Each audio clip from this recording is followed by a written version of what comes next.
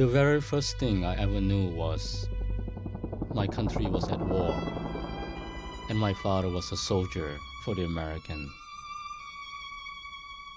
He was my hero. บัดนี้หลังจากเขาเข้ามาแล้วบัดนี้แล้วก็เขามาจับเอาพ่อตัวไปมีแต่แม่เลี้ยงลูกคนเดียว Laos is far away from America. Its own safety runs with the safety of us all. I saw my father walk out with a group of soldiers. Then they just put him in the back of that jeep. That was the last time I remember seeing my father. 23 years to make a film. That's longer than most marriages last. I think we get the prize. So that's really the reason why we took 23 years, because we knew that we wanted to beat out Michael Apted, you know. You're going for Guinness? We've already gotten Guinness. That's good. Well, you know, I mean, we never envisioned that it would take 23 years, but in the course of those 23 years, I've certainly made, you know, many, many movies. And that, I think that, you know, this film has been a process and a very personal project that we've worked on our own time.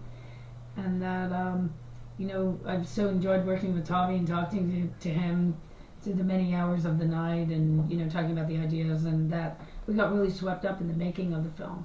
And I think it was a few things that happened that helped us to realize that, you know, it was time to actually sit down and do the film. And that is, you know, most obviously the war in Iraq, where we're seeing Iraqis being killed because of their affiliations with the Americans, and we see what happens when our American foreign policy goes awry. And then we had a producer who came on board whose name is Flora Fernanda Marengo, who helped me to manage my time in terms of saying no to some significant movies so that I could sit down and actually work with Thavi in the editing room and concentrate. And then the other thing was that we, you know, the story had always been about Thavi and through his voice and only in his voice. And we knew that we wanted to have, you know, the voice of the grandmother, who's the voice of prophecy, and the voice of Thavi. But then we interviewed Thavi's mother after many, many years of her being like all of our mothers, where they're always there, and we kind of take them for granted, and we don't really hear what they have to say. And we interviewed Thavi's mother, and that brought the story full circle. And we realized then that we had the film. Right, Thav? Yes. I think I can easily put it in this way. In 23 years of the process, so this film is no longer a film, it's become more like our child. And we believe that, you know, to be able to bring the child into the world with, you know, a good sense of being a good person, I think we as a parent have a great responsibility to make sure that, you know, child growing up to be, you know, prosper mentally, spiritually, as well as intellectually. So that's why it takes 23 years to breathe, you know, a good life into this film. That's, you know, as you can see, it covers a lot of different other aspects of what life and humanity is all about. And I think of this film, it done 10 years ago.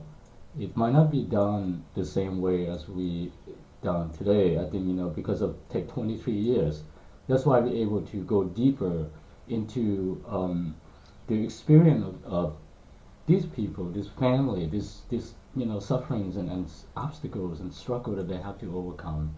And because of that, you know, it really showed the strength, and also so the audience, I think, to understand something deeper than just time, you know, or just, you know, just about a family. What is The Betrayal?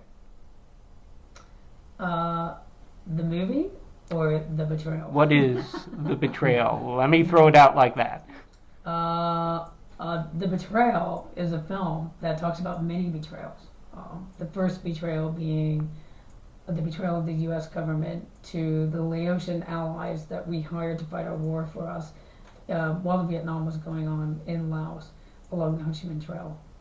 And that betrayal basically begot many betrayals after that, historically, and then right down to the very core of a particular family, Thavi's family, where you see how it plays out in the relationship of his Thavi to his mother and Thavi to his brothers and sisters, and you see how betrayal, how it affects families on a very visceral level.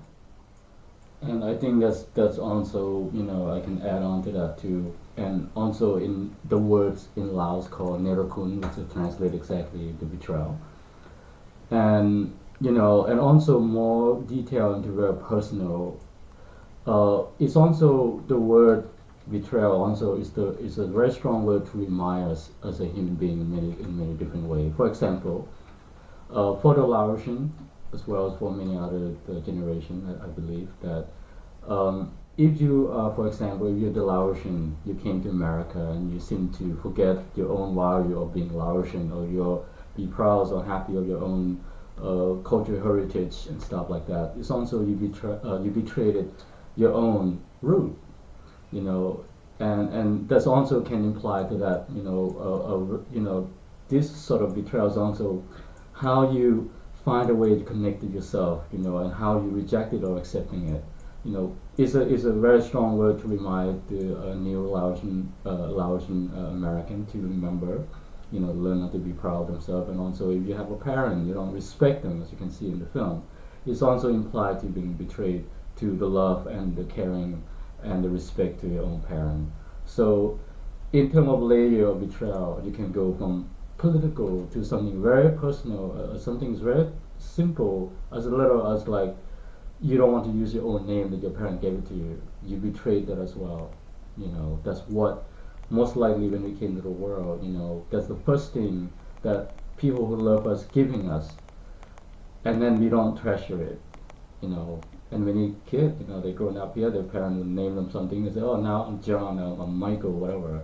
Because of that, in a sense, it's a symbolizing that you already lose the value of your true self, and you're not proud of your own cultural heritage or your race or whatever you are. And this plays all many different layers. So that's a lot of things you can see from, how it's the whole story starts, and also as well as how people can begin to use that as the mirror to looking at themselves. Yeah, it's in a betrayal of identity. Yeah. And Exactly. to the very core. I mean, one thing that's really significant to note is that the United States government still has not officially recognized that we fought a war in Laos. Now, how has that happened today? Laos is still one of the most bombed countries in the world today. We dropped more bombs in that country, in Laos, a small country between Vietnam, China, and Thailand, which most people don't even know where it is, than World War II and World War I combined. Now, can you imagine?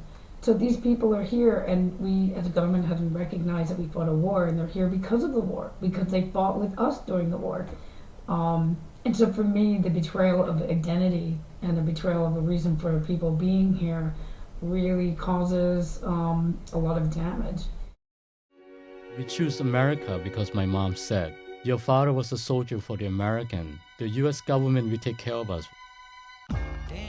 On the street, they call me "You Ching," "You Japanese," "You dumb Cambodian." What the fuck are you doing here? You wear the wrong color on the wrong side of the street, you get shot. But all we want in Laos is peace, not war. มีมีดมีปืนคนดำอยู่ใส่กระเป๋าปึ้มไป I thought killing and dying was only a normal thing. This was war explaining itself to me.